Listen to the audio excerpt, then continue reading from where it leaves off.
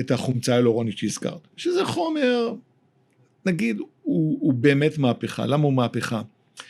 כי יש בו כמה דברים. אחד הוא זמני, ב' הוא בעצם איזשהו חיקוי סינתטי של מה שיש לנו בגוף. כך שהגוף בעצם מזהה אותו כמשהו מוכר נכון, יש פחות סיכוי שהוא ידחה אותו. לא, הגוף היה מפרק אותו, כי יש לו אנזים שמפרק אותו כן. באופן טבעי, אז מה שעושים, עושים לו חיבורים בין המולקולות, שזה יקשה על הגוף, ולכן יש חומרים כן.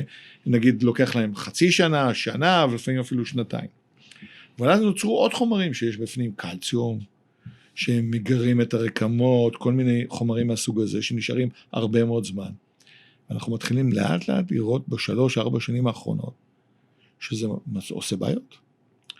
העובדה שיש חומרים שנשארים בגוף, הם נשארים בגוף, והם יוצרים שינויים ברקמות, וצריך להבין את השינויים שזה קורה.